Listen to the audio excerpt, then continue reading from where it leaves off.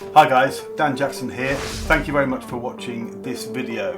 In this video, I asked the question, is co-living dead?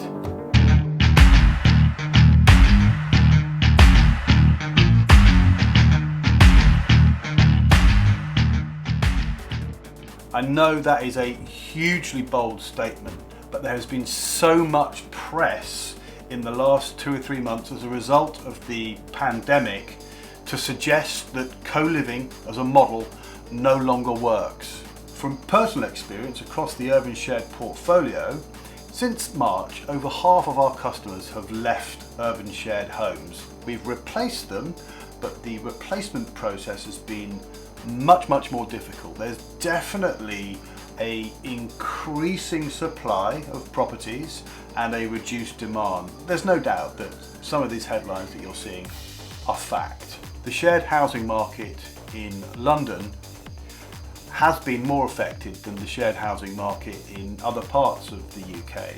And if we dig deeper into the kind of tenant living in properties in London, it becomes evident that perhaps they have the opportunity to move back into the countryside to be with their parents, they've been furloughed, and they've taken the decision to move back to their parents and save some money until such time as their jobs become available again. There's also evidence to suggest that there's a huge move towards working from home.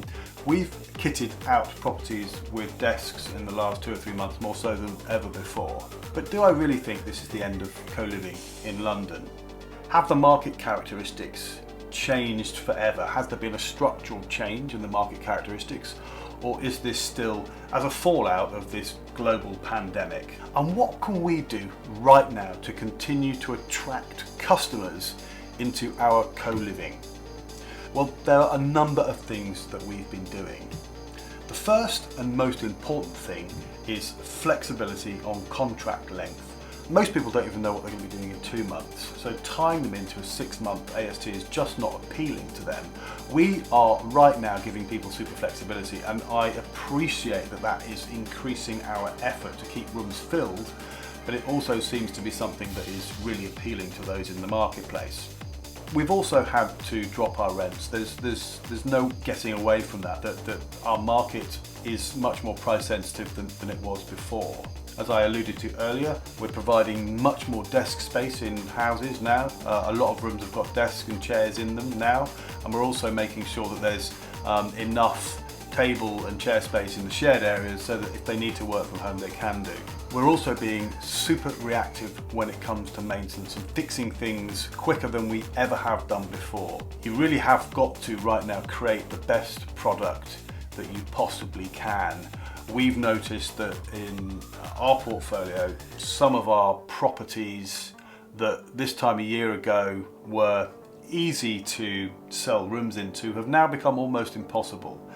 There are some things that we simply cannot change, and those are flats with no outside space. It's very difficult right now to sell a room in a flat with no outside space. Nothing we can do about that apart from reduce the price, make the interior look as good as possible, and keep working hard. We're also very focused now on how Spare Room manages their paid for advertising. You can promote adverts on an individual basis rather than just putting a daily cap in place for your advertising spend. And if you, for example, just highlight one advert and make sure that you're adjusting the cost per click so that you're hitting the top of the search results, you can generate a significant number of views, which should lead to clicks through that method. And it's also now super important to respond as quickly as you possibly can. As soon as that message comes in from Spare Room, then you need to be replying, and you need to be pushing people down that sales funnel as soon as you possibly can. We're also doing viewings almost immediately, so whenever we can do a viewing quickly, we're doing that. Once we have interest in a property, the process of onboarding, we start it immediately. So as soon as we get someone in the sales funnel, as soon as they've been to see a property, as soon as they've expressed an interest, then we're sending them the next steps and we're telling them exactly how to progress to an offer.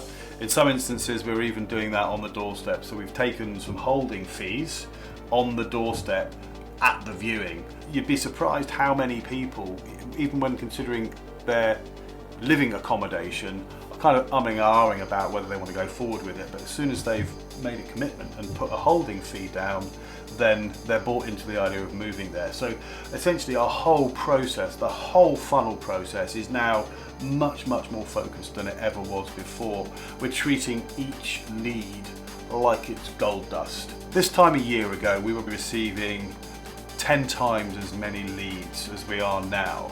We also know there's many more properties on the market than there were last year. So essentially we've got an increased supply and a very decreased demand, which is the worst possible scenario for us. So we treat every single lead like gold dust. You know, we're rolling out the red carpets, and you really need to be doing that. I think that the market will recover. I don't think that co-living in London is dead. I think structurally there's been some changes. It's going to take some time for those prices to recover. Prices go up like that, and when there's a crash they come down like that, and that's what's happened in the shared room market. It's going to take some time for prices to recover. Thank you very much for watching. If you're running a shared home business and you've got any ideas that you want to share around some of the things that you're doing in these troubled times, please do pop a comment below, be much appreciated. And if you like these videos, please do subscribe and hit the bell icon. And if you really like this, smash the like button for the YouTube algorithm. Thank you very much for watching. See you on the next one.